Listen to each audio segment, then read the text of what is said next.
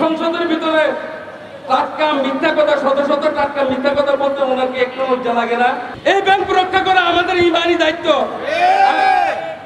আমাদের ব্যাংক আমরা নির্ধারণ করবো এই ব্যাংকের চেয়ারম্যান কে হবে না হবে।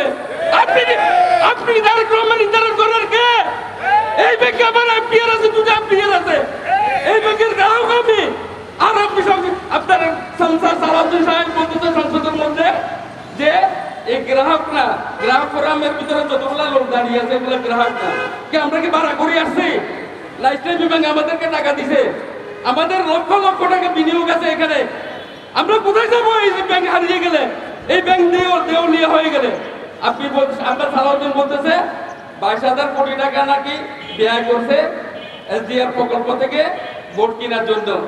টাটকা একটা মিথ্যা কথা বলে আপনার এই সরকারের সালাউদ্দিন স্বরাষ্ট্রমন্ত্রী সংসদের ভিতরে টাটকা মিথ্যা কথা, শত শত টাটকা মিথ্যা কথা বলতে ওনাকে একটু লজ্জা লাগে না? আমরা কি এখানে কে দালাল? কেউ আমাদেরকে এখানে ভাড়া করে আনছে? আমরা ইমানি তাগিদে আসছি। এই ব্যাংক রক্ষা করা আমাদের ইমানি দায়িত্ব।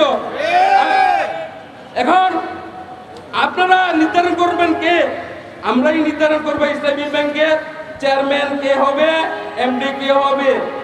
এই গ্রাহক ফোরামের ভিতরে ইসলামী ব্যাংকের 3 কোটি গ্রাহক আছে। সবাই রাস্তা নামবে, তাদের আত্মীয় স্বজনেরা রাস্তা নামবে। আপনি তারেক রহমানের গদি থাকবে না। আপনি কেন ইসলামী ব্যাংক নিয়ে তার বাহানা শুরু করছেন? আমাদের ব্যাংক আমাদেরকে ফিরিয়ে দেন। এটা শরিয়া ভিত্তিক ব্যাংক, শরিয়া বোর্ডের অধীনে চলে এটা। তাহলে এটা শরিয়া বোর্ডের তত্ত্বাবধানে চলবে। আমরা যাকে নির্ধারণ চাই তাকে আপনি ইসলামী ব্যাংকের চেয়ারম্যান হিসেবে নিয়োগ করবেন। আমরা এই আইএসআলামের দোষকদেরকে ইসলামী ব্যাংকের চেয়ারম্যান হিসেবে মানি না, মানবো না। আমরা ওনাকে এখানে দেখতে চাই না। খুরশিদ আলম এসআলামের দোষরকে আমরা ইসলামী ব্যাংকের চেয়ারম্যান হিসেবে দেখতে চাই না। আমরা নির্ধারণ করবো এই ব্যাংকের চেয়ারম্যান কে হবে, এমডি কে হবে।